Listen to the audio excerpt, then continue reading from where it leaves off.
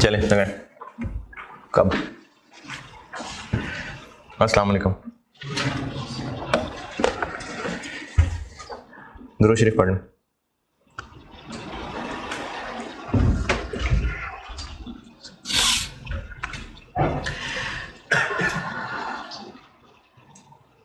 अच्छा, पिछली क्लास में मैंने दो आपको प्रैक्टिस क्वेश्चन ज़बानी ही बताए थे, दिखाए थे, और ये वाला पॉइंट बताया था कि प्लान एसेट्स में वो पैसे जो देने का वादा हुआ हुआ वो नहीं दिए भी, तो उसको शामिल नहीं कर लेना।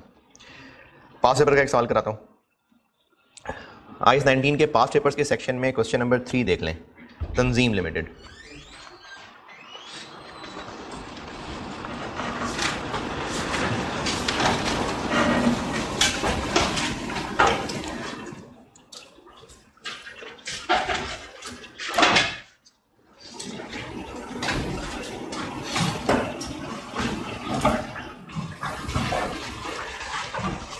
हाँ जी, अगर जाग रहे हैं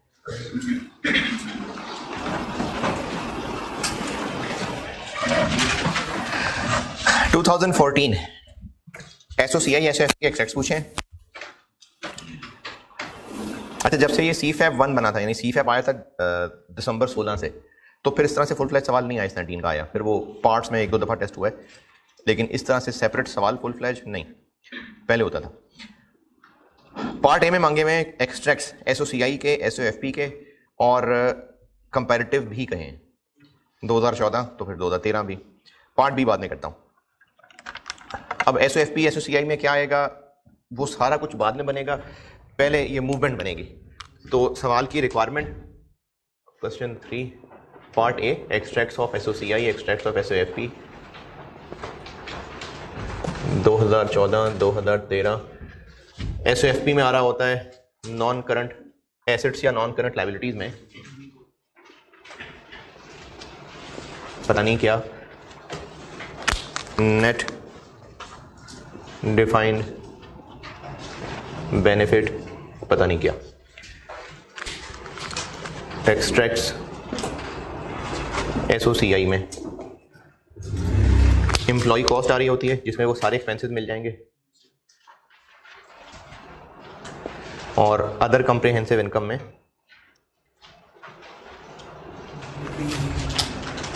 रीमेजरमेंट का गेन या लॉस आ रहा होगा। तो ये चीज़ें यहाँ बाद में पता चलेंगी, पहले वो फिगर्स टोटल कैलकुलेट होगी तो ये पता चलेगा। तो इसको यहाँ छोड़ के एक्सट्रैक्ट्स ऑफ नोट्स में आ जाते हैं। अच्छा, नोट्स में क्या है, उन सारी चीज़ों का ब्रेकअप है।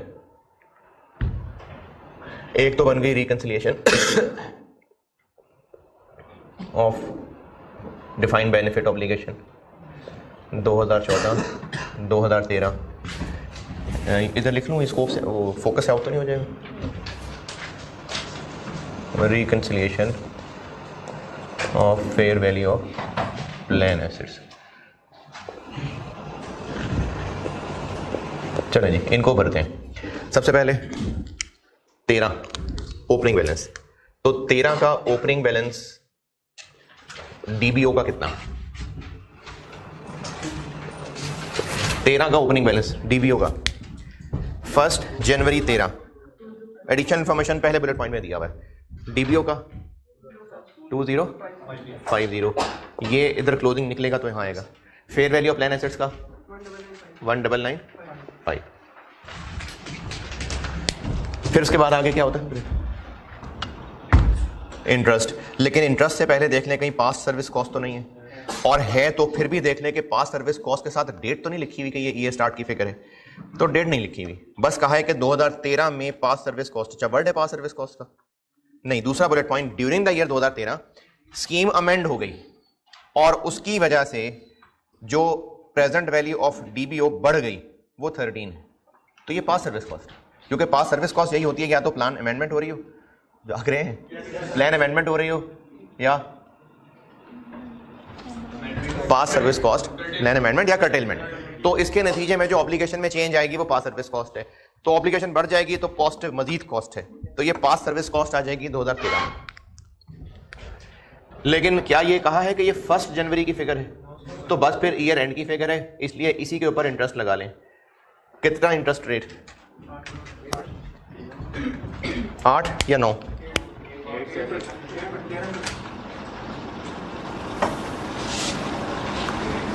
इंटरेस्ट रेट 13 के लिए 8%, तो इस पे 8% लगाइए, 164, और इस पे भी 8% लगाइए, 160। Past service cost 13। यहां तक कोई एतराज? फिर उसके बाद ऊपर टेबल में क्या क्या है?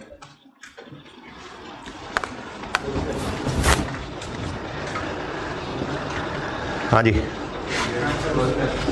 13 और 14 दोनों के क्लोजिंग बैलेंसेस हैं और करंट सर्विस कॉस्ट है, तो करंट सर्विस कॉस्ट आ जाएगी इसमें। 14 में कितनी? 125। 13 में 143। और क्या है? बेनिफिट्स पेड कहाँ लिखूं? दोनों में। 14 में 99, 13 में 110, और यहां भी 99 और 110। और टेबल में क्या है? कंट्रीब्यूशंस। ये कहाँ लिख? ये प्लान एसेट्स वाले में। 14 में 105, 118। और टेबल में क्या है? क्लोजिंग है, वो मैं आखिर में लिख लेता हूं। और सवाल में क्या रह गया? बुलेट पॉइंट 3, ये क्या हो रहा है? तो ये क्या चीज़ है? ये सेटलमेंट है, सेटलमेंट। अच्छा, वो ना लास्ट टाइम भी वो जो सीढ़ियों पे एक स्टूडेंट ने सवाल पूछा था, मैं बाकियों को भी एक बात समझाता हूं। थर्ड बुलेट पॉइंट में सेटलमेंट है, ये कैसे पता? वर्ड सेटलमेंट आ रहा है? सेटलमेंट होती है ये जो बताया था कि एक फैक्ट्री बेच दी और जो भी उससे रिलेटेड लोग थे उनकी जिम्मेदारियां ट्रांसफर कर दी एसएल जिसको बेची। तो वो चूंकि सच्चे लोग थे तो उन्होंने सारी ऑब्लिगेशंस कबूल कर ली। जितनी ऑब्लिगेशंस उनको ट्रांसफर की, लायबिलिटी की अमाउंट कितनी? कितनी अमाउंट की लायबिलिटी इनको ट्रांसफर की? 280 की। इनफैक्ट ये मैं आपको यहां पे क्या बता रहा हूं, पार्ट बी इसका। पार्ट बी में कहा है कि इसकी एंट्री कर दें। तो पार्ट बी में 2 एंट्रीज मांगी हैं। एक मांगी है ये जो डिवीजन की सेल हो रही है इसकी, तो इसमें क्या क्या होगा? हमारी जिम्मेदारी ट्रांसफर हो रही है, जिम्मेदारी कम हो रही है, तो पीवी ऑफ डीबीओ के नाम से जो जिम्मेदारी बनाई हुई है वो हो जाएगी डेबिट। कितने से? 280। वहां लिखता हूं, अभी एंट्री पूरी कर लूं, वहां लिखता हूं। जबकि वो प्लान एसेट्स हमसे कितने ले रहे हैं?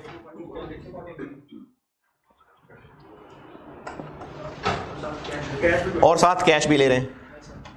कितना? 20। तो बाकी फिर गेन ऑन सेटलमेंट आ जाएगा। कितना? तो एक ये एंट्री मांगी थी और एक ईयर एंडेड की एडजस्टमेंट्स मांगी थी, वो बाद में करता हूं। अच्छा, इससे रिलेटेड एक बात समझिए। एक स्टूडेंट के सवाल से मुझे आइडिया हुआ कि मुझे ना ये बाकियों को भी पिक्चर क्लियर करनी चाहिए, शायद कंफ्यूजन रह गई। 280 मिलियन की लायबिलिटी ले रहे हैं वो लोग, जबकि पैसे हमसे सिर्फ 260 ले रहे हैं। क्यों? इन्वेस्टमेंट प्लान दे रहे हैं, नहीं, लेकिन वो तो लायबिलिटी भी कल को बढ़ जाएगी। देखें, 280 मिलियन की लायबिलिटी वो हमसे ले रहे हैं क्योंकि जो फैक्ट्री हम बेच रहे हैं उस फैक्ट्री के लोगों के हिस्से की जिम्मेदारी इतनी बनती थी। इतनी अमाउंट की लायबिलिटी हमारे सर से उतर रही है और उसके बदले वो हमसे 240 मिलियन के प्लान एसेट्स ले रहे हैं, लेकिन वो थोड़े से तो साथ थोड़ा कैश भी ले रहे हैं, तो वो पूरा 280 ले लेते हैं। वो हमसे 280 मिलियन की लायबिलिटी नहीं ले रहे। इसकी मिसाल यही रोके, मैं आपको एक और मिसाल देता हूं। एक प्लांट है पुराना, वो हमारी बुक्स में 150 मिलियन का आ रहा है, हमारी बुक्स में 150 मिलियन का आ रहा है, तो वो जब बिकेगा तो 150 का बिकेगा, लेकिन हमारी बुक्स में 150 आ रहा है। भाई वो हमारे हिसाब से चल रहा है, हम डेप्रिसिएशन मेथड जो मर्जी लगाएं, हमारी जो मर्जी मेथड की पॉलिसी हो। तो जिसको हम बेच रहे हैं उसने ये थोड़ी देखना है देखा बुक्स में तुम्हारे क्या है, वो बुक्स की वैल्यू थोड़ी देखेगा। तो इसी तरह से हम उसको 280 मिलियन की लायबिलिटीज नहीं ट्रांसफर कर रहे।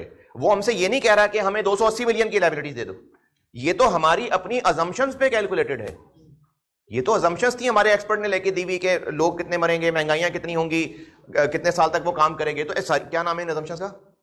जाग रहे हैं? क्या नाम है इन अजम्पशंस का? Actuarial assumptions. तो वो तो हमने एक्चुअरियल अजम्पशंस किसी एक्स से एक्चुअरियल से वैल्यूशंस करवाई थी। ये तो वो वैल्यूज हैं। जिसको बेच रहे होंगे उसको क्या कह के जिम्मेदारी ट्रांसफर कर रहे होंगे कि इतने एम्प्लॉइज हैं, उनसे हमने ये फार्मूला वादा किया हुआ है, अभी तक वो इतने इतने साल काम कर चुके हुए हैं और अभी तक उनकी सैलरी इतनी थी। अब वो जितने मर्जी भी इसके पैसे लगाए, वो एसएल का मसला है। तो इसलिए लायबिलिटी हम 280 मिलियन की उसको नहीं कह रहे, ये 280 मिलियन की लायबिलिटी तुम्हारी है। उसको नंबर ऑफ एम्प्लॉइज, उसके जो प्लान की टर्म्स हैं वो बताई जा रही होंगी, उनकी अब तक की परफॉर्मेंस बताई जा रही होगी, वो उसके हिसाब से करते रहे खुद ही कैलकुलेट।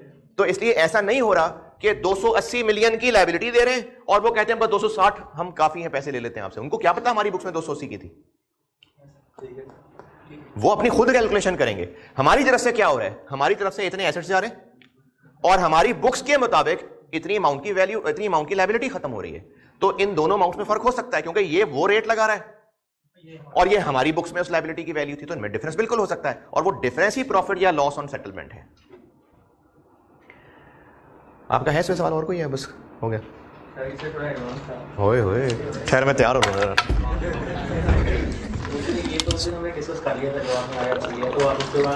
तो छोटे मोटे लोगों को जवाब दे रहा था। आप बताओ।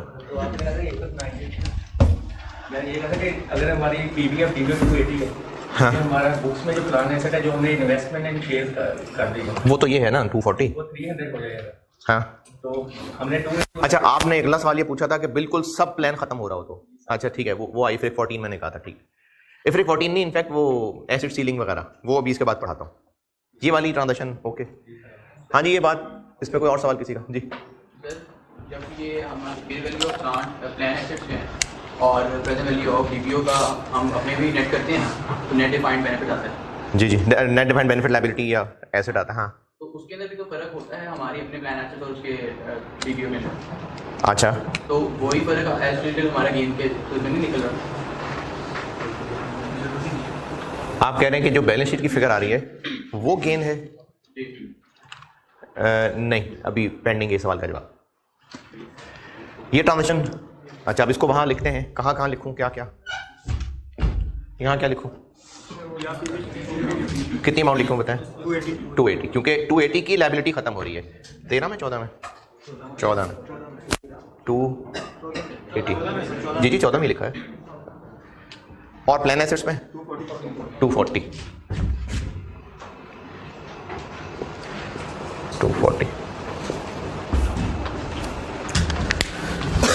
और बस अब इसको समेट लेते हैं।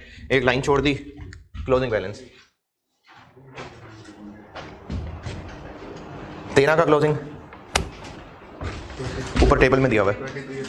13 वाला 23, ये आ गया यहाँ, इधर क्लोजिंग 2040, ये आ गया कितने परसेंट?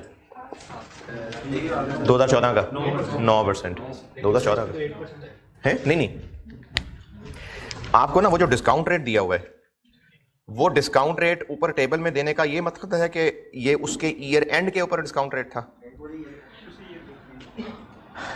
इससे पहले या बाद में कोई सवाल देखेंगे ना, तो वो डिस्काउंट रेट कोई डेट के हिसाब से बताया था। जैसे प्रैक्टिस क्वेश्चन 5-6 था, उसमें साथ डिस्काउंट रेट का डेट लिखी हुई थी कि इस डेट का डिस्काउंट रेट है, तो हमने ईयर स्टार्ट वाला रेट लिया था।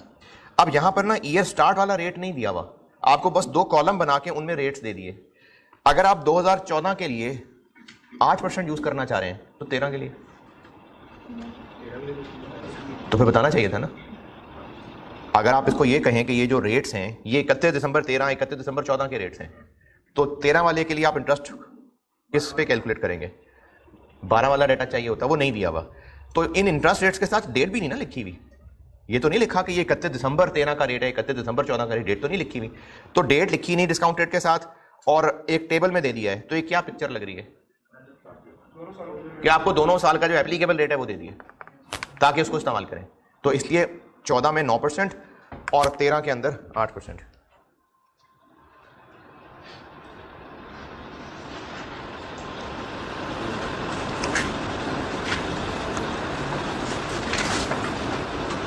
ठीक है, 9 और 8, तो 13 में 9%, 13 में 8% लगा लिया, इधर 9%, 207, इधर पास सर्विस कॉस्ट है नहीं।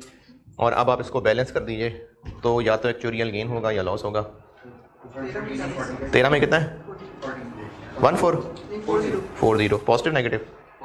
पॉजिटिव। अच्छा, ये पता नहीं पहले कहीं थी ये बात कि नहीं कही थी, कंसोलिडेशन में बड़ी काम आएगी ये बात। जब भी आप कोई बैलेंसिंग करके फिगर निकालें तो उसके प्लस माइनस में अमूमन गलती कर जाते हैं, क्योंकि आपने कैलकुलेटर से जैसे चला होता है आपका तो ऐसे प्लस माइनस आ जाएगा, तो आप ना उसको सीधा चल के क्रॉस चेक जरूर कर लेना। ये पॉजिटिव है तो आप ये चेक कर लें कि दिस सब ऐड करके ये बनता है कि नहीं बनता, तो इसको क्रॉस चेक भी जरूर किया करें, वरना प्लस माइनस उलट जाता है।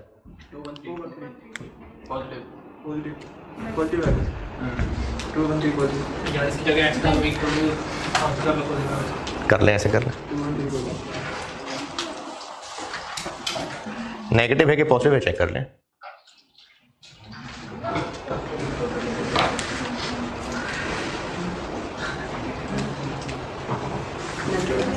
हाँ जी, हाँ जी, तो यही कह रहा था मैं भी कि प्लस माइनस में गलती कर जाते हैं, इसलिए आप इसको सीधा चल के जरूर चेक करिए। तो ये आ गया एक्चुअरियल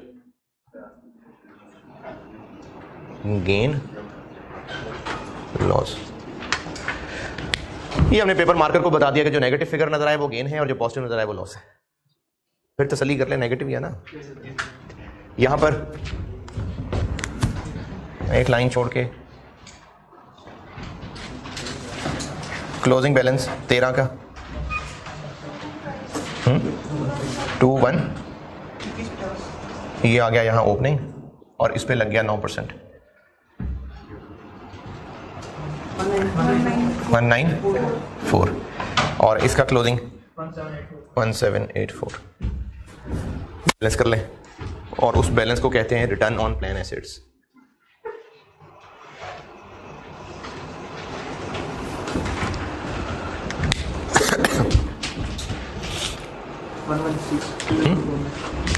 वन पॉजिटिव नेगेटिव, पक्की बात है।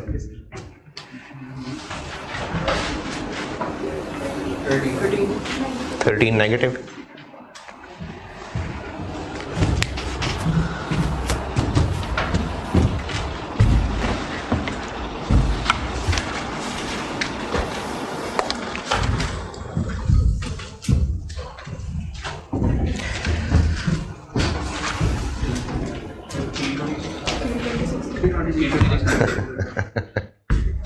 किस कॉलम में?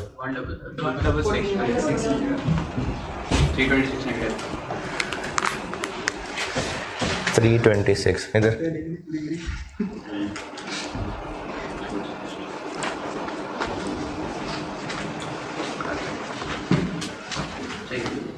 थर्टी नेगेटिव,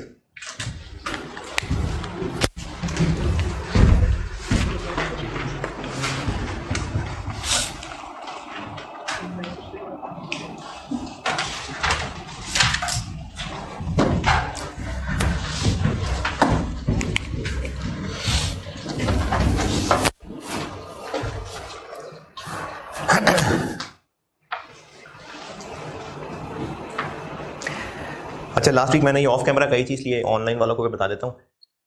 ये जो मेरे सामने बैठे हैं इनकी तो मजबूरी है, जो रिकॉर्डिंग सुन रहे हैं।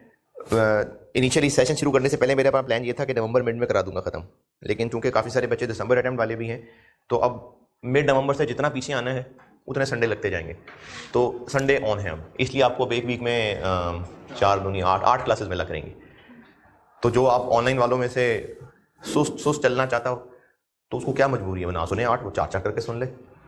तो 12 लब एक वीक में 4 दिन ऑन कर लिए मैंने हैं। एक्सेस तो दिसंबर एंड तक रहेगी।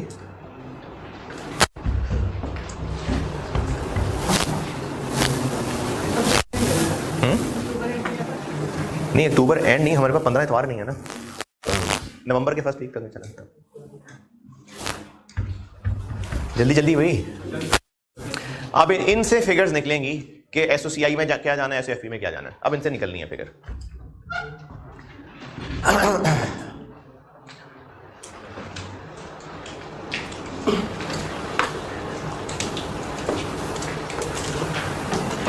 अच्छा, चूंकि मैंने इसे रिलेट करके बताना है तो ये मैं बोर्ड पे ये रख रहा हूँ, सोल्यूशन पे आए मैंने फिर फिगर रिलेट करके बताता हूँ।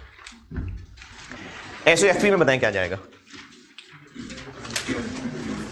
इनके क्लोजिंग बैलेंसेस जैसे 13, लायबिलिटी 2300 है, ये 2150 है, तो लायबिलिटी ज्यादा है ना, तो नेट लायबिलिटी है 150। 2040 1784, अभी भी लायबिलिटी ज्यादा है, कितनी 256, डिफाइंड बाय नेट लायबिलिटी और ये नॉन करंट लायबिलिटीज में। तो सोल्यूशन में देखें मैंने नोट्स के अंदर ये सारे इन चीज़ों के ब्रेकअप बताए हुए, amount to be presented in SOFP, जो कि उनका नेट करके ये बनता है। ये फेस पे आ गया, ये फिगर फेस पे आ गई और नोट में उनकी लेस की भी फिगर दिखा दी। एम्प्लॉय कॉस्ट पे आते हैं, इसमें क्या क्या जाना है, इंटरेस्ट जाना है, सारा expense, interest, past service cost, current service cost और gain on settlement. Interest cost, past service cost, current service cost और गेन लॉस ऑन सेटलमेंट, लेकिन इंटरेस्ट कॉस्ट ले जाते हुए नेट। तो देखिए एम्प्लॉय कॉस्ट का ब्रेकअप दिया हुआ मैंने, इंटरेस्ट नेट किया हुआ है 13 में 164 माइनस 160 4 आ गया, और 14 में 260 माइनस 194, ये इंटरेस्ट हो गया, past service cost, current service cost और गेन ऑन सेटलमेंट। ये एम्प्लॉय कॉस्ट बन गई, ये यहां आएगी 14 में कितनी 1, 14 में 11 इधर 16।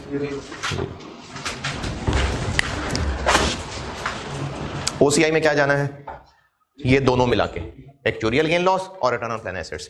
तो 13 में देखें 40 और 13 जा रहा है। अच्छा, इसमें प्लस माइनस का धोखा नहीं खाना, ये चूंकि लायबिलिटी की मूवमेंट है तो इसमें नेगेटिव फिगर गेन और पॉजिटिव फिगर लॉस है। ये चूंकि एसेट्स की मूवमेंट है तो यहां पर पॉजिटिव फिगर गेन है और नेगेटिव फिगर लॉस है। ये एसेट्स की मूवमेंट है, लायबिलिटी की मूवमेंट है, इसलिए ब्रैकेट का फर्क होगा। तो 2013 में लॉस था और ये भी लॉस है। देखें ये लायबिलिटी है, इसमें बैलेंसिंग फिगर पॉजिटिव आने का मतलब है लायबिलिटी और बढ़ गई, तो लॉस वाली बात है। ये एसेट है, नेगेटिव फिगर आने का मतलब है एसेट कम हो गया तो लॉस है। तो इसलिए यहां पर ब्रैकेट लॉस है और यहां पर विदाउट ब्रैकेट लॉस है, तो ये भी लॉस है और ये भी लॉस है। इसलिए 2013 की ओसीआई में 53 आ गया। वहीं यूनी वर्किंग में देखें सारे टुकड़े चल रहे हैं कि ओसीआई में क्या आना है, तो ये दोनों चीजें हैं जो ओसीआई में आनी है। ओसीआई अच्छा, अब 14 के अंदर ये नेगेटिव है, लायबिलिटी में नेगेटिव मतलब लायबिलिटी कम हो रही है, तो गेन वाली बात है, तो ये गेन है लेकिन ये लॉस है। तो 326 लॉस, 213 गेन, तो 113 का लॉस आ गया। ये ऐसे ओसीआई बन गया और ये पार्ट ए की रिक्वायरमेंट थी।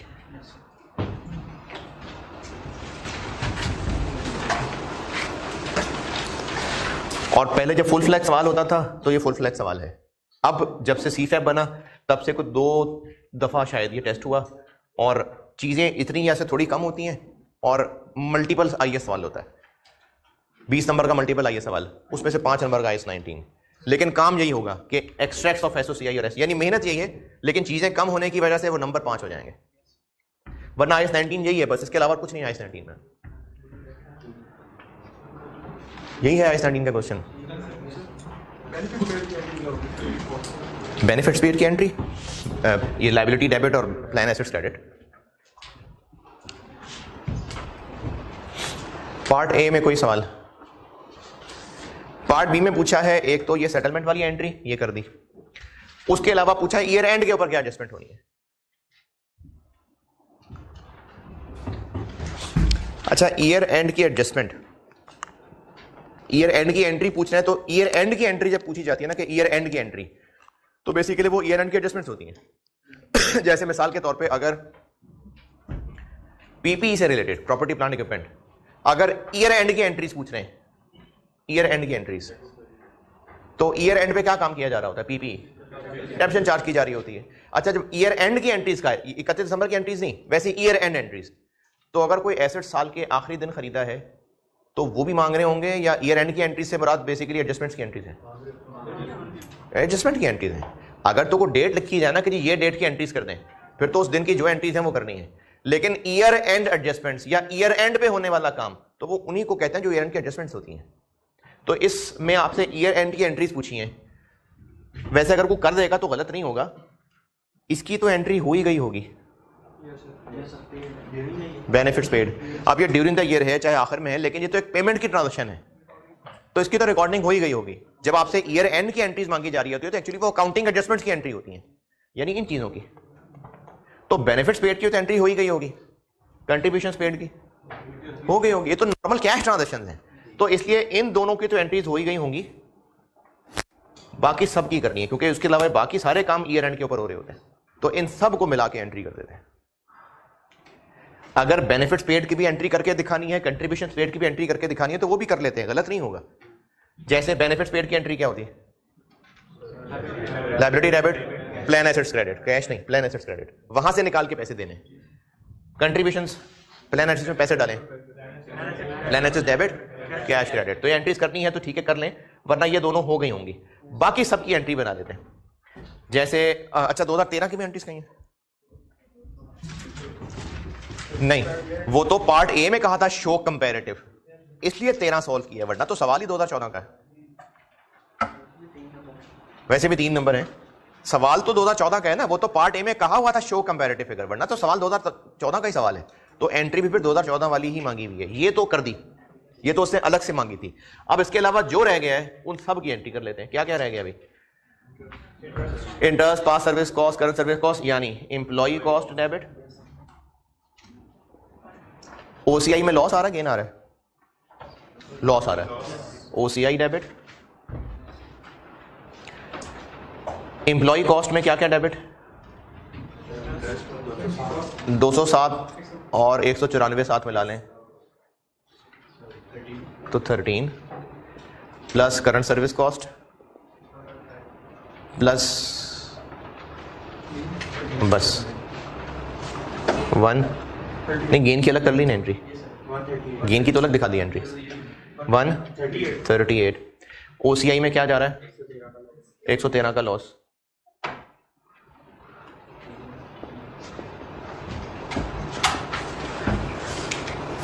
अच्छा, अब इसका क्रेडिट कहां जाएगा?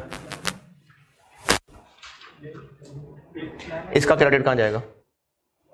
ये क्या हो रहा है?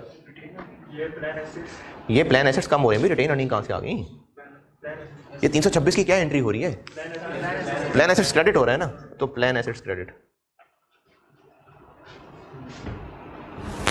इन सब का क्रेडिट कहां जा रहा है? कैश नहीं, लायबिलिटी में, प्रेजेंट वैल्यू ऑफ डीबीओ। यार मैं तो खत्म कर रहा हूँ अपनी तरफ से I-19। इसका कैश में क्रेडिट कहां से जा रहा है? Current service cost debit, PV of DBO credit, interest cost debit, PV of DBO credit. अच्छा, अब उसमें ये एक चीज बल्कि क्रेडिट में गलत कर दी।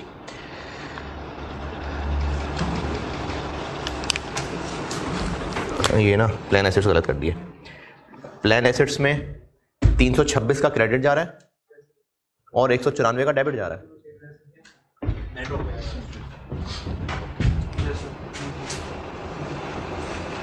प्लान एसेट्स में ये डेबिट हो रहा है। नोट्स खोल लें, सारों की एंट्री एक एक करके बताई हुई मैंने। इस इंटरेस्ट इनकम की क्या एंट्री है? Plan assets debit, interest income credit. इस loss return on plan assets की क्या एंट्री है? OCI debit, plan assets credit. तो प्लान एसेट इतने से डेबिट हो रहा है, इतने से क्रेडिट हो रहा है। 326 माइनस 194, तो प्लान एसेट्स क्रेडिट हो रहा है 132 और पीवी ऑफ डीबीओ इसमें क्या क्या आ रहा है? 207 का इंटरेस्ट आ रहा है, 125 की करंट सर्विस कॉस्ट आ रही है, ये क्रेडिट और ये गेन आ रहा है, ये डेबिट। आप अगर इसमें उलझ गए हैं तो आप सारी एंट्रीज अलग अलग कर दें। 207 प्लस 125 माइनस 213, 119 और ये एंट्री पूरी टैली ही है। अगर आपको ये ब्रैकेट में फिगर्स प्लस माइनस करने में उलझन हो रही है तो आप ना एक एंट्री करें, मैंने इन सबकी अलग अलग एंट्री लिख के दी नहीं आपको, आप सबकी अलग अलग कर लें, कोई मसला नहीं। ये सारी एडजस्टमेंट्स पढ़ाते हुए नहीं नजर आ रहा?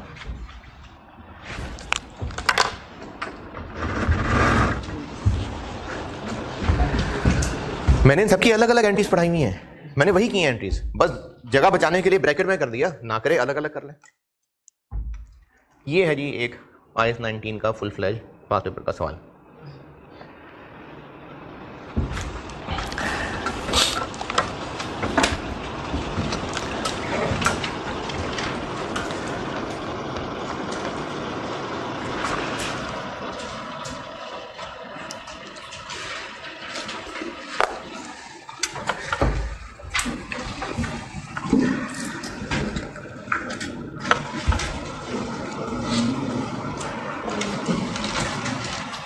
अच्छा, अब जो IAS 19 में छोटी मोटी चीजें रह गई हैं उनको लपेटते हैं। ये जो पास्ट पेपर्स वाले सेक्शन में इसमें 3 सवाल रह गए। कोई आप में से लिख के करना चाहे तो मर्जी है, लिख के कर ले, जबरदस्त। जबानी भी देख ले तो बहुत है। ये अब आज का होमवर्क, ये तीनों सवाल, हाँ जी, 5-5 मिनट के सवाल हैं। कोई लिख के करना चाहे तो लिख के कर लें, नहीं तो जबानी भी देख लें तो चलेगा। मैंने क्वेश्चन 3 कर दिया ना, तो बाकी 1, 2 और 4, 1, 2 का 4 है। क्वेश्चन नंबर 4 का ये वो मैंने बताया था ना कि प्लान एसेट्स का नोट में ब्रेकअप बताना होता है कि इसमें कैश कितना है, इसमें इन्वेस्टमेंट इन डिबेंचर्स कितना है, इन्वेस्टमेंट इन शेयर्स कितना है, वो बताया हुआ। इसमें क्वेश्चन 1, 2 और 4 मैंने 3 किया है। 1, 2 और 4 ये लिख के कर लें तो आपकी मेहरबानी है, नहीं तो ज़बानी कर लें तो भी बहुत है। अच्छा, IAS 19 के चैप्टर में आए और उसमें जो जो चीज़ें रह गई हैं वो मैं समेटता हूँ और फिर एक खुद से बनाया हुआ सवाल कराता हूँ एसिड सीलिंग एडजस्टमेंट समझाने के लिए, और वो फिर अभी लेटेस्ट टेस्ट भी हुआ था। फिर लेक्चर 18 करके तो IFRIC 14 कराऊंगा। IAS 19 के चैप्टर के नोट्स में आए और उसमें क्या क्या रह गया। अब इसमें ज़बानी चीज़ें देख लें। पेज 1 बता दिया, पेज 2 सारा हो गया, पेज 3 हो गया, पेज 4,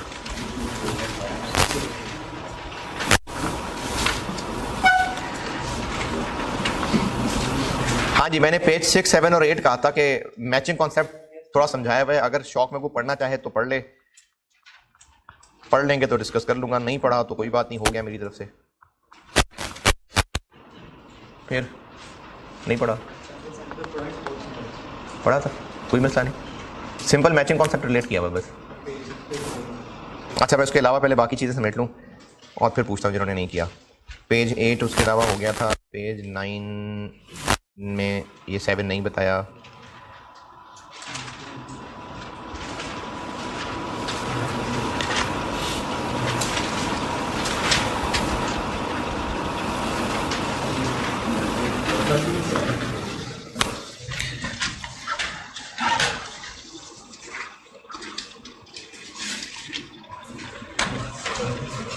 अच्छा, ये पेज 9 पे आए, पेज 9, ये ना एक टेबल है और एक IAS जो होता है ना, एक तो उसमें पैराग्राफ्स होते हैं, फिर उसके अलावा वो पैराग्राफ खत्म होने के बाद किसी में AG होता है, एप्लीकेशन गाइडेंस, किसी में इम्प्लीकेशन गाइडेंस होती है, किसी के अंदर इलस्ट्रेटिव एग्जांपल्स होती हैं। तो ये सब मजीद एक्सप्लेनेशंस होती हैं स्टैंडर्ड्स की, और इन सब को मिला के हमने एक टॉपिक तैयार करना होता है। तो IAS 19 की एप्लीकेशन गाइडेंस में मुझे एक चार्ट नजर आया जिसका न्यूमेरिकल तो मुझे कहीं नहीं मिला, लेकिन मैंने कहा चले वो चार्ट कॉपी करके आप तक पहुंचा दूं। ये उन्होंने चार्ट बनाया हुआ था, इसका न्यूमेरिकल ऐसा मुझे कहीं नहीं मिला। वो चार्ट ये है कि अगर एम्प्लॉय भी अपनी जेब से कंट्रीब्यूट करना शुरू कर दे, यानी हम लोग बना तो डिफाइंड बेनिफिट प्लान रहे हैं, लेकिन एम्प्लॉय भी चाहता है कि और गुड़ डालेंगे तो और मीठा होगा, ज्यादा पैसे जमा कराएंगे तो अच्छी जगह इन्वेस्ट हो जाएंगे और रिटर्न आएगा, और ज्यादा पैसे डालेंगे तो ज्यादा रिटर्न आएगा, कम पैसे डालेंगे तो कम रिटर्न आएगा, जितना ज्यादा बारिश होगी तो ज्यादा पैसे पानी आएगा। तो प्लान की टर्म्स एंड कंडीशन में ये तय हो सकता है कि एम्प्लॉय भी अपनी जेब से पैसे डालने शुरू कर दे। वो एम्प्लॉय की टेंशन है, वो एम्प्लॉय का मसला है, लेकिन वो अपनी जेब से पैसे डाल रहा है। अगर वो अपनी जेब से पैसे डाल रहा है तो उसको कहते हैं कंट्रीब्यूशंस फ्रॉम एम्प्लॉइज। अब इसका क्या करना है, इसके नीचे 2 शाखें हैं, ये टेबल देखें ना पेज 9 पे। एक शाख है कि ये वो अपनी मर्जी से, यानी डिस्क्रिशनरी, अपनी मर्जी से एम्प्लॉय कंट्रीब्यूट कर रहा है, या फिर प्लान की टर्म्स में लिखा हुआ है।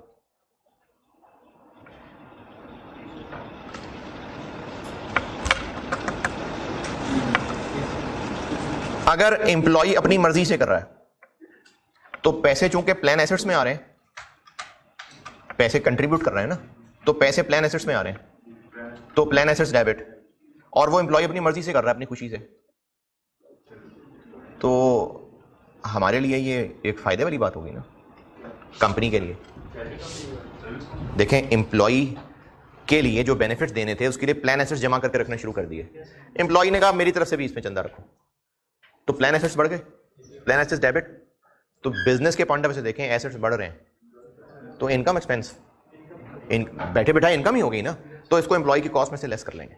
इसका जवाब देखें नीचे, रिड्यूस सर्विस कॉस्ट। यानी एम्प्लॉय को जो हम अपना सैलरी एक्सपेंस रिकॉर्ड कर रहे थे, एम्प्लॉय ने अपनी जेब से कहा ये मेरी तरफ से प्लान एसेट से पैसे रख लें, इस डब्बे में पैसे एम्प्लॉय ने अपनी जेब से डाल दिए, तो प्लान एसेट्स डेबिट, तो क्रेडिट क्या, एम्प्लॉय कॉस्ट। एम्प्लॉय ने अपनी जेब से पैसे एक्स्ट्रा, डिस्क्रिशनरी का मतलब एम्प्लॉय का मूड हुआ उसने पैसे डाल दिए, हमने नहीं कहा था उसको, हम अपनी तरफ से पूरा काम करके चल रहे थे। एम्प्लॉय ने कहा लो मेरी तरफ से और पैसे रख लो, मैं भी जमा कराता हूं, मेरे पैसे जमा होंगे तो कल को मुझे ही फायदा होगा, तो इसलिए एम्प्लॉय अपनी जेब से अगर जमा करा दे तो प्लान एसेट्स डेबिट और एम्प्लॉय कॉस्ट क्रेडिट। ये आखिरी वाला कॉलम बताया आपको है। लायबिलिटी तो हम अपनी जिम्मेदारी वाली बढ़ा रहे हैं ना, कि वो सर्विस दे रहा है, उसको हमने इतने पैसे देने हैं, वो तो हम अपनी तरतीब से बढ़ा रहे हैं। हम हर साल की कैलकुलेशन करके अपने हिसाब से नंबर पूरे रख रहे हैं, उसके हिसाब से पैसे डाल रहे थे, एम्प्लॉय ने और एक्स्ट्रा पैसे डाल दिए हैं। देखो, जब फंड में पैसे डाले हैं ना, तो फंड में पैसे डालने वाला इसका रिस्क ले रहा होता है कि उस डब्बे का क्या होगा बाद में। तो एम्प्लॉय अपनी मर्जी से पैसे डाल रहा है, वो चाहता है और पैसे बढ़े और इन्वेस्ट हों और कमाएं। डिस्क्रिशनरी एम्प्लॉय अपनी मर्जी से कर रहा है, हम अपनी अकाउंटिंग पूरी कर रहे हैं, हम अपनी लायबिलिटी नहीं कम कर रहे, हम अपनी लायबिलिटी कम नहीं कर रहे हैं, हम अपनी अकाउंटिंग पूरी कर रहे हैं। उसके हिसाब से फंड में पैसे भी जमा कर रहे थे। एम्प्लॉय ने कहा ये मैं और पैसे डालता हूं क्योंकि फालतू मेरे पास पड़े थे, और इन्वेस्ट हो जाएंगे और कमाई हो जाएगी, ये भी मेरी तरफ से पैसे रख लो। क्या हुआ? जितने पैसे फार्मूले के मुताबिक हमने एम्प्लॉय को देने हैं उसकी तो हमने कर ली है अकाउंटिंग।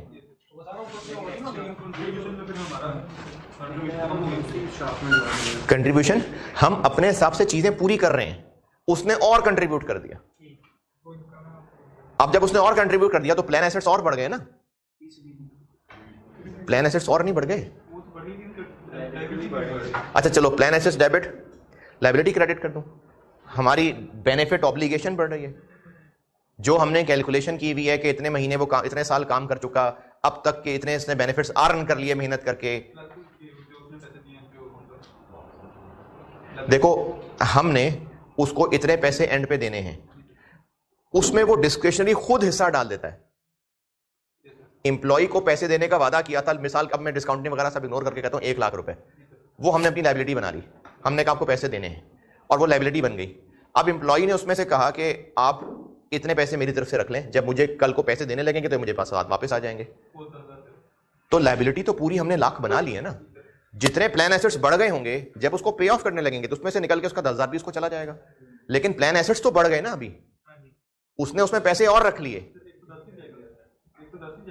देखो, ये तो खैर डिपेंड करता है कि टर्म्स की डिटेल क्या है। इस सारे कहानी के ना पीछे ये नहीं है कि उनका आपस में क्या तय हुआ है, ये तो कहीं इसमें कहानी नहीं है ना कि वो कल को 110 लेगा या वो ये कह रहा है कि नहीं आप 90 देते ना, बस 10 मेरी तरफ से। देखो प्रैक्टिकली ना ये चीज कहीं देखी नहीं है। ये आईएएस तो पाकिस्तान के लिए, दुनिया के लिए है ना। अब हमने पाकिस्तान में तो ये चीज मैंने तो नहीं देखी कि एम्प्लॉय डिस्क्रिशनरी पैसे डाल दे, ये जो पैसे कल को आपने ग्रेचुटी देनी है मुझे, मेरी तरफ से इतने रख लो। तो अब क्या बैकग्राउंड होता होगा, किस बुनियाद पे होता होगा, होती होगी कोई वजह। तो वो खुद फैसला कर रहा है कि मेरी तरफ से इतने पैसे रख लो, नहीं आप तकल्लुफ ना करें, मेरी तरफ से इतने रख लें। तो लायबिलिटी हम चूंकि पूरी बना चुके हैं, पूरी अमाउंट की, वो कह रहे नहीं इसमें से इतने रख लो, तो अब उसको हम अपनी इनकम बना लेंगे। हो सकता है, क्योंकि अभी इसके बाद जो फ्रिक 14 पढ़ाना है वो यूके का है, पाकिस्तान का नहीं है। लेकिन अगर टर्म्स में लिखा हुआ था कि हम तुम्हें पैसे देंगे जरूर, लेकिन तुम भी पैसे साथ दोगे, तो ये है set out in formal terms of the plan. अब इस सूरत में आगे 2 शाखें हैं कि जो पैसे दे रहा है, या तो वो इसलिए पैसे दे रहा है कि उसको हमने टर्म्स में तय किया हुआ था कि जितने जितने साल तुम्हारी मेहनत होती जाएगी इतने पैसे तुम डाला करोगे, इतने हम डाला करेंगे। अब ये उसकी सर्विस से रिलेटेड है। और जो दूसरा वाला डब्बा है वो है कि ऐसा उसकी सर्विस की रिक्वायरमेंट नहीं थी, लेकिन साथ कहा हुआ था कि हम तुम्हारे लिए पैसे जमा कर तो रहे हैं, लेकिन किसी वजह से अगर वो फंड बैठ गया, पैसों में कमी हुई, तो तुम खुदा के लिए हम मेहनत थोड़ा तरस खा के पैसे दे देना। तो अब वो सर्विस की वजह से पैसे कंट्रीब्यूट नहीं कर रहा, वो वैसे ही डेफिसिट रिड्यूस करने के लिए कर रहा। ये दो डब्बे पहले पड़े। अगर एम्प्लॉय कंट्रीब्यूट टर्म्स कंडीशंस के मुताबिक कर रहा होगा तो नीचे दो डब्बे हैं, या तो उसकी ये कंट्रीब्यूशन उसकी सर्विस से रिलेटेड है, यानी एम्प्लॉय को कहा हुआ है कि जैसे जैसे तुम्हारा साल पूरा होता जाएगा हम इतने पैसे डालेंगे, तुम भी इतने पैसे डालोगे, तुम मिलके पैसे जमा होकर आगे ग्रो करेंगे, तो ये लिंक्ड टू सर्विस है। और दूसरा डब्बा ये है कि वो लिंक टू सर्विस तो नहीं है, लेकिन फंड के पैसे डूबना शुरू हो गए क्योंकि मार्केट क्रैश कर रही है। तो टर्म्स में लिखा हुआ था कि अगर कल को फंड क्रैश किया तो फिर एम्प्लॉय भी साथ पैसे डालना शुरू कर देगा। मैं आपको फिर बता रहा हूं कि ये चीजें कहां होती हैं, पता नहीं, पाकिस्तान में ऐसी चीजें नहीं देखी हैं, लेकिन हम PAS नहीं पढ़ रहे ना, हम तो IAS पढ़ रहे हैं। तो इंटरनेशनली होता होगा किसी मुल्क के अंदर, और इतना ज्यादा कॉमन नहीं होगा, तब ये चीज बिल्कुल अलग से एप्लीकेशन गाइडेंस में एक फ्लो चार्ट बना के दिया हुआ है। तो मैं इसको एहतियातन कवर करके दे रहा हूं आपको। अगर आपको चीज लगे कि नहीं इग्नोर करें तो इग्नोर कर दें, हैं? क्योंकि जहां ये होता नहीं है पाकिस्तान में, तो मैं आपको एक हवाई चीज ही बना के दे सकता हूं। आप उसको अगर जमीर मुतमईन ना हो रहा तो अलग बात है, लेकिन एक हवाई चीज बना लेते हैं कि लिंक टू सर्विस का मतलब है कि टर्म्स एंड कंडीशंस में लिखा हुआ था कि जब तुम्हारी साल की सर्विस होती जाएगी तो हमने तो पैसे जमा करने ही है, तुम भी साथ जमा किया करोगे। जैसे प्रोविडेंट फंड में होता है ना, दोनों पैसे जमा कराते हैं तो मिलके पैसे ज्यादा बढ़ जाते हैं। तो हो सकता है उस तरह की कोई चीज तय की हो। तो अगर उस तरह की कोई चीज तय की हुई है तो लिंक टू सर्विस है। और अगर टर्म्स एंड कंडीशन में लिखा था कि अगर कल को फंड बैठ गया तो तुम तरस खा के पैसे जमा करा देना, ये नॉट लिंक टू सर्विस है। अब अगर नॉट लिंक टू सर्विस है तो वो प्लान एसेट्स में तो पैसे डाल ही रहा है, तो वो OCI के अंदर कवर हो जाएगा।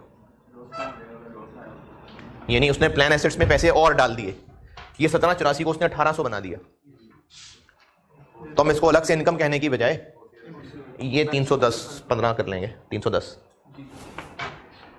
अगर उसने और फंड में पैसे डाल दिए ये और बढ़ जाएगा, ये लॉस कम हो जाएगा, तो लॉस हम 310 रिकॉर्ड कर देंगे। ये नीचे वाला एरो आखिरी कि ये OCI आइटम को अफेक्ट करेगा।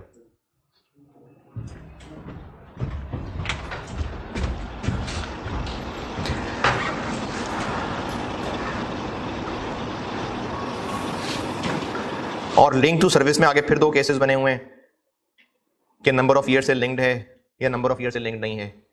तो अगर नंबर ऑफ ईयर से लिंक्ड है तो जिन नंबर ऑफ ईयर से लिंक्ड है उन पे फैला देंगे इसको अपनी इनकम बनाते हुए, और अगर किसी खास नंबर ऑफ ईयर से लिंक्ड नहीं है तो जिस साल में ये है बस उसी में बना लेंगे। तो आप इस टेबल को इग्नोर करना चाहें तो आपकी मर्जी है, इग्नोर कर दें। मुझे छोड़ना नहीं ठीक लग रहा था इसलिए मैंने डाल दिया बुक में, वरना ये IAS का हिस्सा नहीं है, ये एक एप्लीकेशन गाइडेंस के अंदर एक स्पेशल सिनेरियो था। तो जिनको समझ आती है रखना चाहें रख लें, नहीं तो छोड़ दें।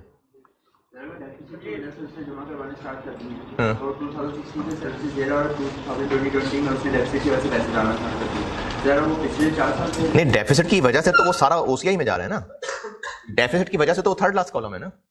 नहीं, डेफिसिट ना बोलें फिर। हाँ, तो लिंक टू सर्विस में वो अचानक पैसे नहीं डालेगा, लिंक टू सर्विसेज में तो टर्म्स एंड कंडीशंस के मुताबिक डाल रहा है, तो वो तो टर्म्स एंड कंडीशन के मुताबिक तय होगा कि किस साल में कितने पैसे डालने। अच्छा, पेज 9 के ऊपर बाकी चीजें बता दी थी, पेज 10 बाकी सारा बता दिया था, पेज 11 सारा हो गया, पेज 12 पे आए।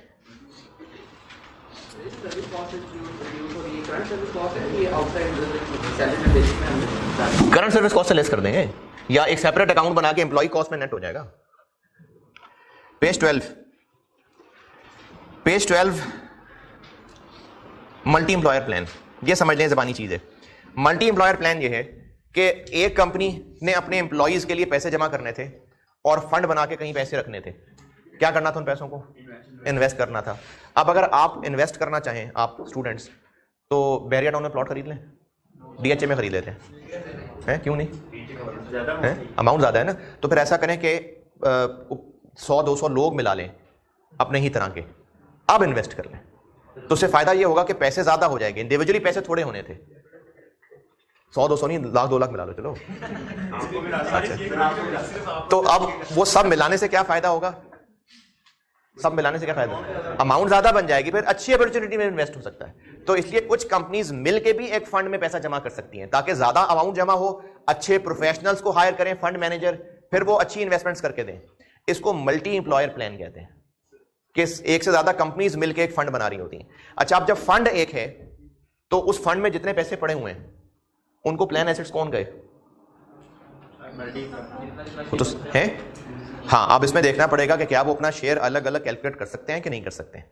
अगर अपना अलग अलग शेयर कैलकुलेट कर सकते हैं तो सब अपने अपने हिस्से की डिफाइंड बेनिफिट ऑब्लिगेशन की अकाउंटिंग करें, और अगर अपना अपना हिस्सा अलग नहीं कैलकुलेट कर सकते तो बेशक है ये डिफाइंड बेनिफिट प्लान, लेकिन जब हिस्सा अलग कर ही नहीं सकते, अकाउंटिंग अलग कर ही नहीं सकते, तो फिर वो अकाउंटिंग सब ऐसे करें जैसे डिफाइंड कंट्रीब्यूशन प्लान है।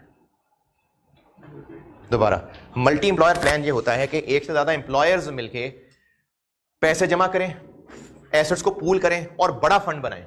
अच्छे प्रोफेशनल्स, क्वालिफाइड, एक्सपीरियंस लोग उन फंड्स के मैनेजर्स रखें। फिर वो फंड मैनेज कर रहा होगा, जो कमाएगा कल को उसमें से पैसे देने होंगे तो सारों के एम्प्लॉयज के पैसे वहीं से जाते होंगे। अगर तो उसमें अलग अलग बांटा जा सकता है कि किसका कितना हिस्सा बनता है, तो फिर सब अपने अपने हिस्से की ये सारी अकाउंटिंग करेंगे। और अगर अपना अपना हिस्सा कैलकुलेट नहीं हो सकता है तो फिर ये सारे ऐसे अकाउंटिंग करेंगे जैसे डिफाइंड कंट्रीब्यूशन की अकाउंटिंग होती है। ये मल्टी एम्प्लॉयर प्लान की सारी अंग्रेजी पढ़ लें।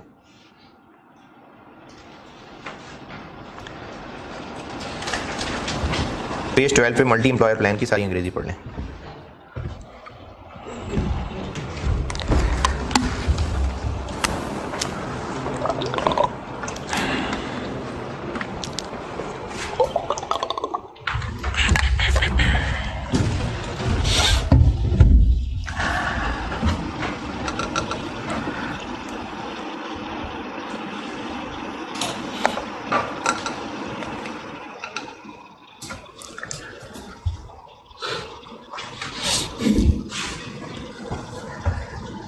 हाँ जी, तो फिर डिफाइंड बेनिफिट प्लान वाली अकाउंटिंग छोड़ दें, फिर ऐसी अकाउंटिंग करें जैसे ये डिफाइंड कंट्रीब्यूशन प्लान है, क्योंकि पता ही नहीं, इन्फॉर्मेशन ही नहीं है तो कैसे रिकॉर्ड करेंगे। ये जो हम 2 दिन से पढ़ रहे थे, डिफाइंड बेनिफिट की अकाउंटिंग थी, ये डिफाइंड कंट्रीब्यूशन की अकाउंटिंग थी। जो कंट्रीब्यूशन दे रहे हैं बस उसी को एक्सपेंस कहें। तो अगर आपको इन्फॉर्मेशन ही नहीं है तो बस आप समझें कि डिफाइंड कंट्रीब्यूशन है। और स्टेट प्लान जो है वो भी स्टेट प्लान होता है जिसमें गवर्नमेंट के पास पैसे जमा करा देते हैं, तो उसको भी मल्टी एम्प्लॉयर प्लान जैसे डील करेंगे। और ग्रुप प्लान वो होते हैं जो पेरेंट और सब्सिडरी मिलकर करते हैं, तो वो कह रहे हैं जी वो नहीं है मल्टी एम्प्लॉयर प्लान। अच्छा, अदर लॉन्ग टर्म प्लान भी पढ़ लें, 2-4 लाइनें ये पढ़ लें पेज 12 के एंड पे। Other long term employ benefits पढ़ लें, एग्जांपल भी पढ़ लें। लॉन्ग टर्म पेड एब्सेंसेस, ये तो शॉर्ट टर्म बेनिफिट्स थे।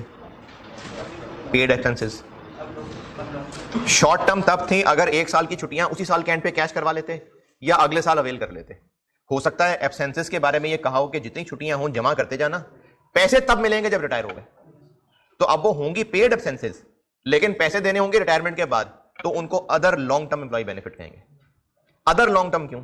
अदर लॉन्ग टर्म क्योंकि पोस्ट एम्प्लॉयमेंट एक बहुत स्पेसिफिक सी चीज थी और वो भी लॉन्ग टर्म थी, उसको अलग से डील कर लिया। अब उसके अलावा जो भी लॉन्ग टर्म है वो अदर लॉन्ग टर्म है, और वो मिसालें दी नहीं है। जुबली होती है, ये पूछते हैं गूगल से है ये कोई, हाँ ऐसी कोई सिल्वर जुबली और गोल्डन जुबली और सना के नाम होते हैं। लॉन्ग टर्म डिसेबिलिटी बेनिफिट्स, बहुत पुराना हो गया है और अब बीमार हो गया, माजूर हो गया, जॉब पे माजूर हो गया तो उसको कुछ और बेनिफिट देने हो। Profit sharing bonuses, deferred remuneration, ये मुख्तलिफ मिसालें हैं। करना क्या इनका, अगले पेज के टॉप पे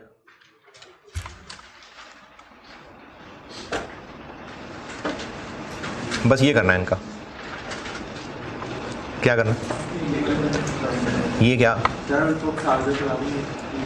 डिफाइंड बेनिफिट वाली सारी अकाउंटिंग करनी है, सारा कुछ प्लान एसेट्स डीबीओ सब वैसे ही होगा। सिर्फ फर्क यह पड़ेगा कि ये चीजें ये पीएनएल में जाएंगी, बस ओसीआई वाली चीजें भी पीएनएल में जाएंगी, बस सिर्फ ये फर्क पड़ेगा, बाकी सेम है। सारा कुछ यही होगा, इनमें सब इनकी ऐसी ही अकाउंटिंग होगी, लेकिन इनमें ओसीआई आइटम्स की जगह वो जो gain loss, actual gain loss है, रिटर्न ऑन प्लान एसेट्स है, वो भी पीएनएल में जाएगा। और टर्मिनेशन बेनिफिट्स क्या होंगे? जब एम्प्लॉय को खुद निकालेंगे, या तो खुद जबरन निकाल देंगे या उसको ऑफर करेंगे और फिर वो उसको खुद एक्सेप्ट करेगा। जैसे गोल्डन हैंडशेक होता है तो वो जबरदस्ती नहीं निकाला होता है, वो खुद ऑप्ट करता है। कंपनी की तरफ से इनिशिएट किया हुआ, चाहे जबरदस्ती हो चाहे वो खुद एक्सेप्ट करे, ये टर्मिनेशन है।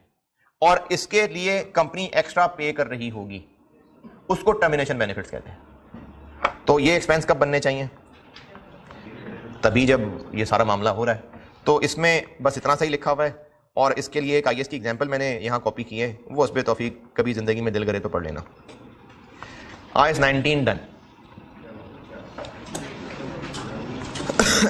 अच्छा, अब इसमें अभी तो आपको 1 घंटा ही हुआ पढ़ते हुए, एक सवाल कराता हूँ और वो सवाल मैंने खुद बनाया हुआ है। उस सवाल से ना आपको मैंने एसिड सीलिंग एडजस्टमेंट सिखानी है। ये अब से पहले टेस्ट नहीं हुई थी, बहरहाल मैंने तो लास्ट टाइम भी सिखाई थी। इस दफ़ा एक सवाल टेस्ट हो गया जिसमें एसिड सीलिंग की एडजस्टमेंट टेस्ट हुई थी। उससे पहले कभी ये टेस्ट हुई नहीं थी।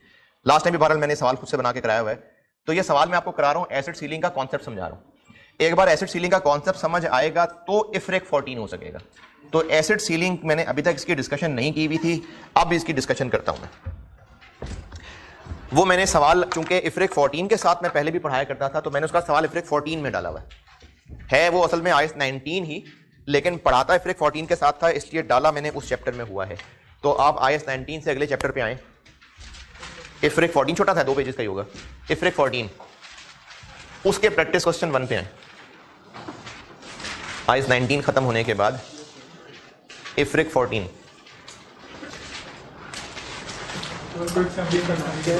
है। हाँ जी, इफ्रेक 14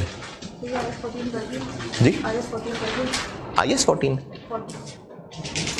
नहीं, ये पुरानी बुक है। ये आपके पास पुरानी बुक है? अच्छा, ये ना सिलेबस में नहीं है अब। ये मैंने तब डाल दिया था बुक में, लेकिन ये सिलेबस में अब नहीं है। वो पिछले टाइम में था तो अब नहीं है, तो इसलिए ये सिलेबस में अब नहीं है। तो जो नई बुक मैंने बनाई है ये निकाल दिया और इसकी जगह पर मैंने एक चैप्टर डाला है, वो कैफ लेवल, हाँ वो मैंने इसकी जगह डाला है। अब इफ्रेक 14 खोलें जी, पहुंचे? तो प्रैक्टिस क्वेश्चन 1 पढ़ ले, मैं बोर्ड पे करता हूं। इससे आपको एसिड सीलिंग की कहानी समझाता हूं।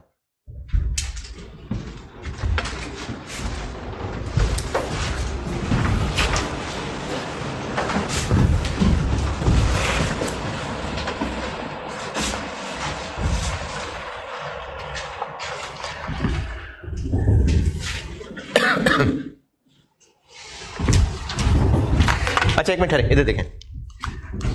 ये जो ऑब्लिगेशन और प्लान एसेट्स, इन दोनों की अलग अलग मूवमेंट्स हैं, दोनों की अलग अलग चीजें हैं। सिर्फ 2014 से ही करके दिखा रहा हूं। अगर इनको हम नेट सॉल्व करें, 14 का नेट ओपनिंग बैलेंस कितना? 150 नेट, मतलब मैं इन दोनों को साथ साथ चलाने लगा। लेकिन इसमें से चूंकि ये लेस होता है, इसमें से ये लेस होता है, तो नेट लायबिलिटी है, तो इसको लायबिलिटी पॉइंट ऑफ व्यू से सोच के बनाता हूं। इंटरेस्ट किस पे लगाऊं? नहीं, वो फिगर नहीं कैलकुलेटेड ना, इसी को कैलकुलेट कर रहा हूं। इंटरेस्ट किस पे कैलकुलेट करूं? 9%, 150 पे करिए, 13 पॉइंट, चलो 14 कह लेते हैं। ये नेट लायबिलिटी बनाई हुई मैंने। करंट सर्विस कॉस्ट ऐड करूं, लेस करूं? नेट लायबिलिटी बनाएंगे, ऐड ही होगी, 125। बेनिफिट्स पेड आएंगे ही नहीं, क्योंकि नेट तो जीरो हो जाएगा। वो बेनिफिट्स पेड नेट तो जीरो हो जाएगा ना, प्लान एसेट्स में से भी निकल रहा है, यहां से भी निकल रहा है, तो नेट तो जीरो हो गया। कंट्रीब्यूशंस ऐड, लेस, ये नेट लायबिलिटी सोच के बना रहा हूं मैं। कंट्रीब्यूशन लेस हो जाएंगी, 105। सेटलमेंट 40 नेगेटिव, और बस क्लोजिंग क्या लिखूं? नहीं यार, 156 तो नहीं, 20 40 और 17 84 2। अब इसको बैलेंस करें।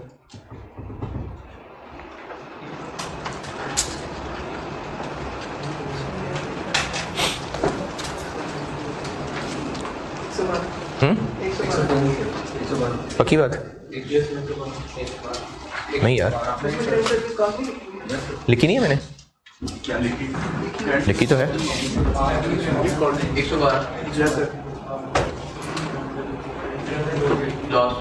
112। अच्छा 13। अब 113 उसल में यहाँ 113 बन रहा है। Positive negative? तो चूंकि नेट लायबिलिटी है तो ये लॉस है गेन है? तो ये रीमेजरमेंट का लॉस है। इससे आपको सिखाने का मकसद मेरा ये है कि हो सकता है कोई मजबूरी ऐसी हो कि आपको ये 23 और 2150 अलग अलग ना दिया हो, नेट दिया हो, तो ये नेट मूवमेंट भी बन सकती है। क्योंकि इधर एक्चुअरियल गेन लॉस निकाल के उधर रिटर्न ऑन प्लान एसेट्स निकाल के करना तो इनको मिला के ओसीआई में लिखना था ना, तो इसलिए ये नेट भी हो सकता है। अच्छा, आप इसको बनाए नेट लायबिलिटी सोच के ही, अगर नेट एसेट होता तो क्या होता? नहीं, वो नेगेटिव हो जाता। आप इसको नेट लायबिलिटी सोच के ही बनाए। अगर वो प्लान एसेट ज्यादा होते तो उसको नेगेटिव कर देते, बस बनाए आप इसको नेट लायबिलिटी को ध्यान में रख के। तो इसलिए ये भी बनाना आना चाहिए। वैसे तो रिसेंट सवाल में यही वाला करना पड़ा था, लेकिन मैं इसको तोड़ के भी बता दूंगा आपको। ये अगर आपसे हैंडल नहीं होगा तो तोड़ के भी कर सकते हैं हम। 13 भी चेक करें जरा आप खुद ही, देखें 13 भी अगर नेट बनाए तो। कंट्रीब्यूशन नेगेटिव इसलिए ले रहे हैं क्योंकि ये हमने नेट लायबिलिटी बनाई हुई है। प्लान एसेट्स नेट हुए हैं इसमें से, तो कंट्रीब्यूशन प्लान एसेट्स को और बढ़ाता है। हमने ये नेट बनाया हुआ है, लायबिलिटी में से प्लान एसेट्स नेट किए हुए हैं, तो कंट्रीब्यूशन प्लान एसेट्स को और बढ़ाएगा, यानी और नेट करेगा। 2013 वाला कॉलम भी ट्राई करें, देखें नेट आपसे होता है कि नहीं। वहीं बुक पे बेशक नोट कर लेना इसी के सोल्यूशन में कि मूवमेंट हम नेट भी बना सकते थे। 2013 भी करें ट्राई।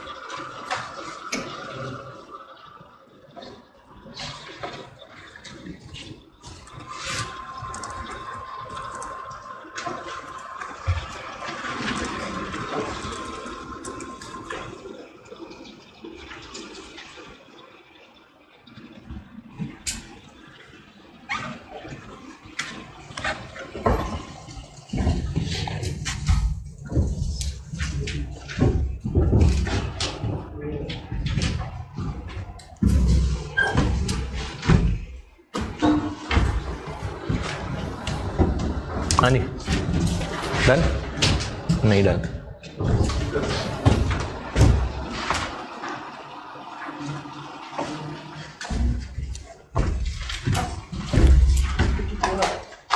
डिफरेंस आ रहा है क्या? 84 नहीं,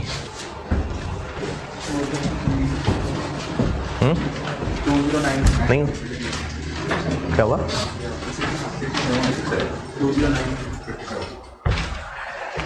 चले देखते हैं जी। 13 का ओपनिंग बताएं। 55। इंटरेस्ट इस पे लगा दें 4। पास्ट सर्विस कॉस्ट भी है 13 की। Current service cost 143। 143 भाई, 13 का है करने को। सेटलमेंट कोई नहीं थी। कंट्रीब्यूशंस 118। क्लोजिंग 150। 53 पॉजिटिव नेगेटिव, तो 53 का लॉस है, तो पहले भी 53 था। तो आपको ये नेट मूवमेंट भी आनी चाहिए। क्या गलतियां कर रहे हैं? पास सर्विस कॉस्ट नहीं लिखे थे, तो ये नेट भी सॉल्व करना आना चाहिए आपको। इस दफा सवाल में ये ओपनिंग अलग अलग नहीं दिए हुए थे, नेट दिया हुआ था, तो इसलिए फिर वो नेट से ही कर सकेंगे। चलें, IFRIC 14 के नोट्स में क्वेश्चन नंबर 1।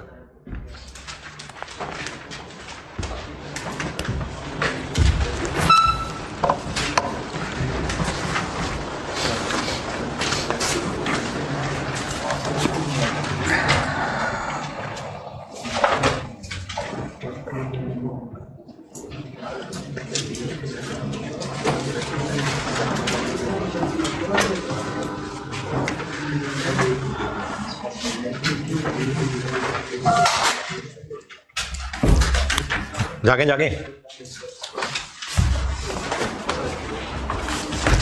ये नोटेड है, ये नोटेड।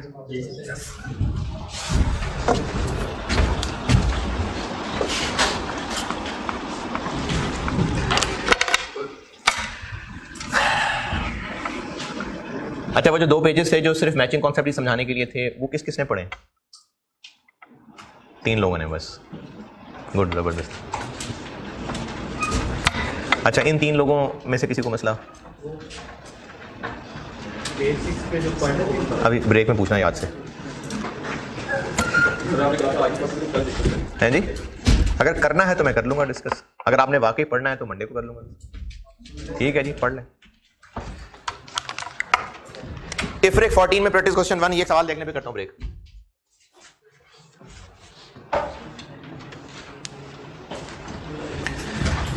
पढ़ लेना, खैर पढ़ने वाला क्या है, वैल्यूज दी हुई है बस, ठीक है। इफ्रिक 14 में आपको 3 ईयर्स की वैल्यूज दी हुई है और रिक्वायर किया है मैंने 2019 और 20 के SOFP और SOCI के एक्सट्रैक्ट्स।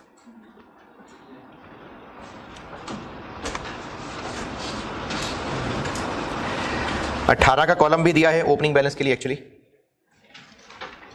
तो 19 और 20 के एक्सट्रैक्ट्स बनाता हूं मैं। ये मैं इफ्रिक 14 के नोट्स में प्रैक्टिस क्वेश्चन 1 पे आया हूं। अच्छा, इफ्रिक 14 में लेक्चर 18 डाल के स्टार्ट करूंगा, प्रैक्टिस क्वेश्चन 1। लेकिन IS 19 की एसिड सीलिंग को मैंने और डिस्कस करने के लिए एक सवाल खुद से बनाया हुआ है।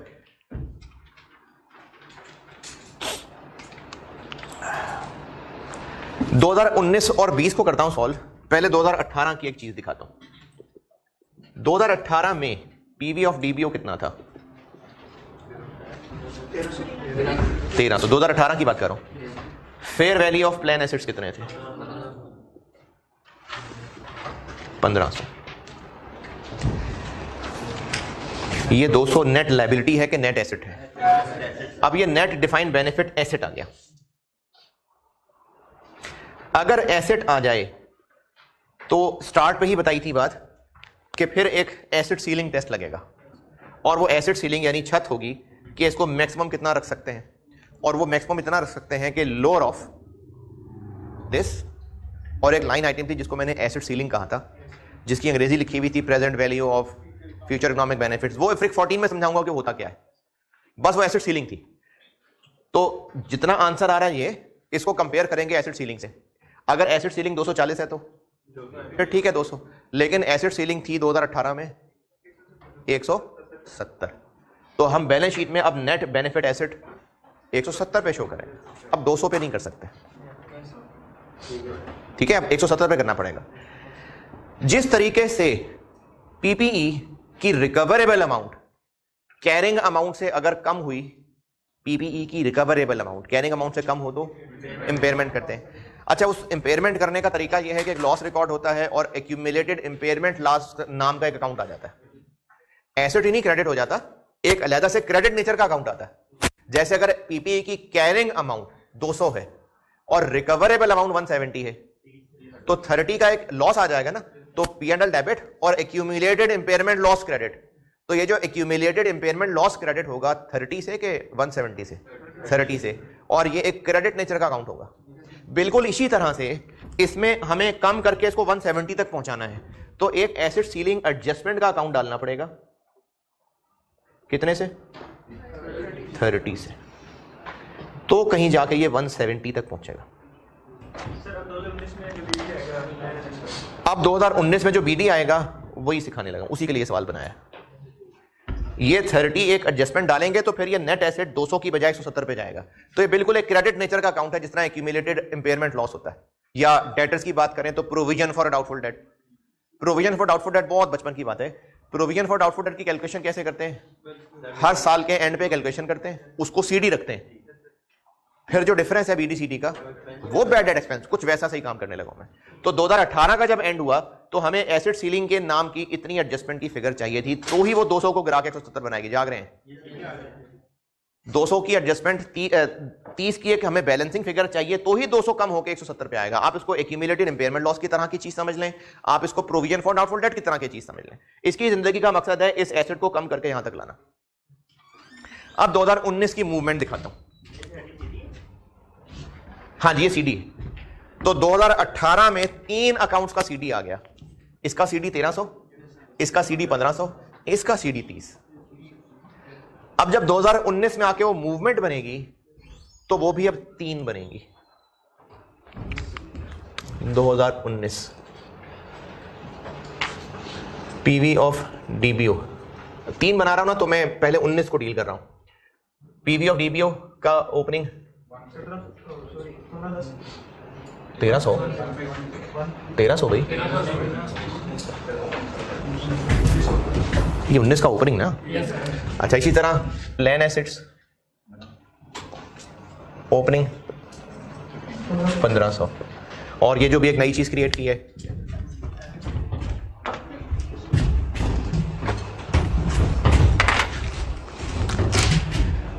Asset ceiling adjustment opening balance 30। अब ये 3 अकाउंट स्टार्ट हो गए। 19 में क्या क्या हो रहा है? अच्छा, ये आपको भी मैंने ज़बानी बोली है बात, आपकी पहचान के लिए लिख देता हूं। ये डेबिट नेचर चीज है, ये क्रेडिट है, ये भी क्रेडिट है, ये भी क्रेडिट है, तभी तो एसेट में से लेस होगा ना। Accumulated impairment loss, provision for doubtful debt, तो ये भी क्रेडिट नेचर का अकाउंट चल रहा है। चलें आगे 19 में क्या क्या हो रहा है? सबसे पहले तो इंटरेस्ट आएगा, वही इंटरेस्ट इधर भी और उधर भी, क्योंकि तीनों आपस में कनेक्टेड चीजें हैं।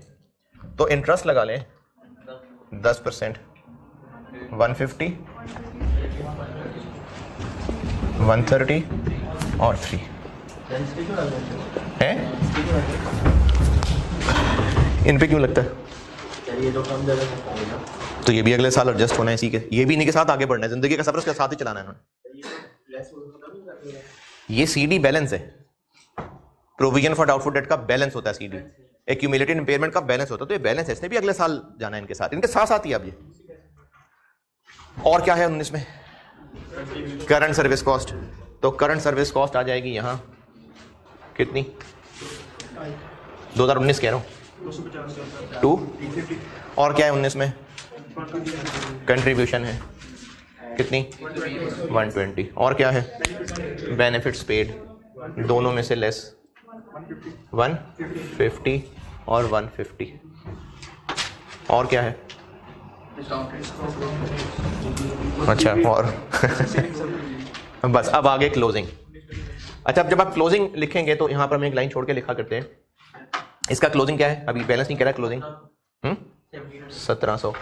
इसका क्लोजिंग क्या है? 1510। अब उसका क्लोजिंग बनाते हैं। अभी 19 के एंड पे फिर एसेट पोजीशन है, प्लान एसेट्स इससे ज्यादा है, फिर नेट एसेट पोजीशन है कितना?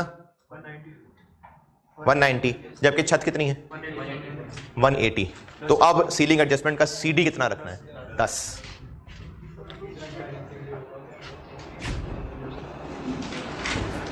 दोबारा देखें, वो गलत है।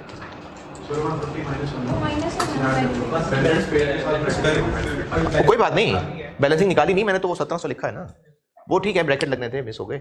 ये 1700 तो क्लोजिंग दिया हुआ है ना, मैं इसकी बात कर रहा हूं। 1700 और ये तो दिया हुआ है भाई, तो 1700 प्लान एसेट्स हैं, लायबिलिटीज 1510 हैं, तो प्लान एसेट ज्यादा है, फिर से नेट एसेट वाली पोजीशन बन गई। अब फिर से छत लगेगी और छत है 180, तो ये बन रहा 190, लेकिन छत 180 है, तो 10 अब सीडी बैलेंस चाहिए एडजस्टमेंट का, ये वो 10 है।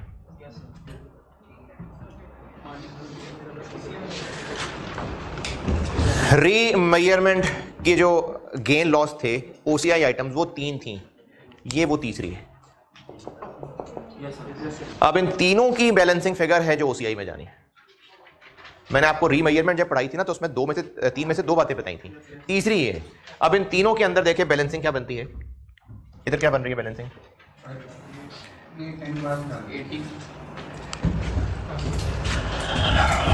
10 दोबारा समझ लें।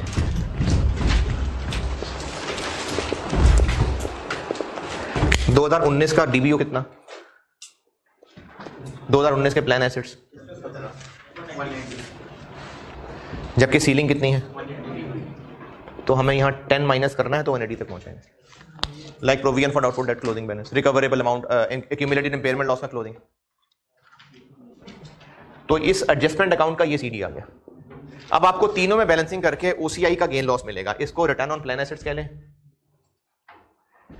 कितना बना? कितना? Positive negative? चेक कर लें फिर। पॉजिटिव है। इसको कह देते हैं एक्चुअरियल गेन है या लॉस है। पॉजिटिव नेगेटिव 20, तो इसका मतलब है गेन है। अच्छा, ये भी क्रेडिट नेचर की चीज है, ये भी क्रेडिट नेचर की चीज है, तो यहां भी ब्रैकेट लगा तो वो गेन होगा।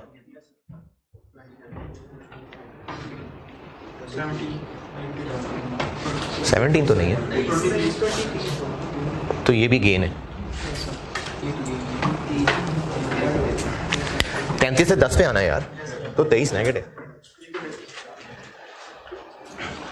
अब एसओसीआई में वो जो ओसीआई में रीमेजरमेंट गेन लॉस आना है, ये गेन है, ये भी गेन है, ये भी गेन है, ये तीनों मिला के ओसीआई में आएंगे। और जो इंटरेस्ट कॉस्ट आनी है, this plus this minus this, क्योंकि ये भी क्रेडिट नेचर का है, ये भी क्रेडिट नेचर का है, तो इन्होंने प्लस प्लस ही चलना है। तो this plus this minus this.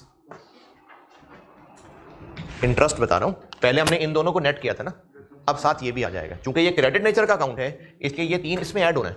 ये भी क्रेडिट नेचर का अकाउंट है, तो 133 और वो 150। ये 2019 है।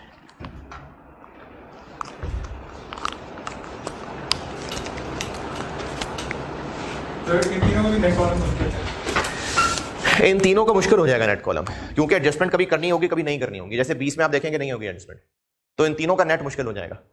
इसलिए अगर नेट करना भी हुआ तो उन दोनों का नेट और ये अलग जी। अच्छा, 2020 पहले तो खुद ही ट्राई करें, और अगर नींद शदीद आ रही है तो सोल्यूशन देख लें फिर, लेकिन 2020 पहले आप कोशिश करें।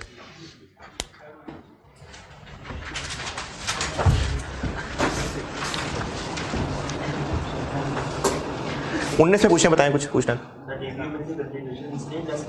डीबीओ में कहाँ कंट्रीब्यूशन आता है? वो नेट था तो आता है, वरना तो डीबीओ में कंट्रीब्यूशन का कोई काम नहीं है। तो प्लान एसेट्स, डेबिट और कैश क्रेडिट।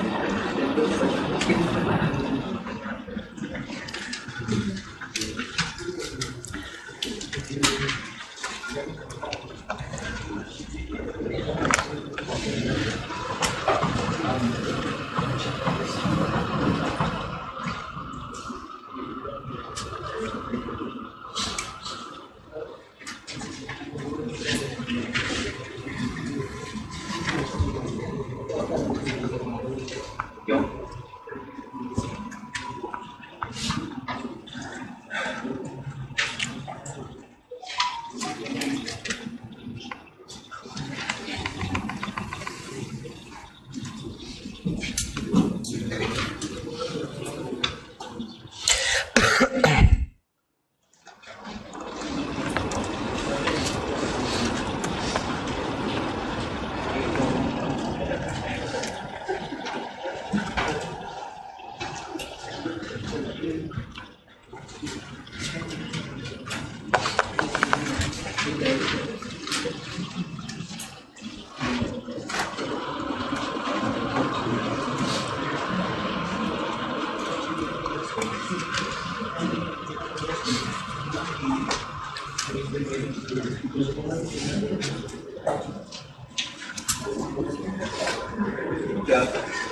हाँ नहीं, इतनी देर तो नहीं लगेगी यार।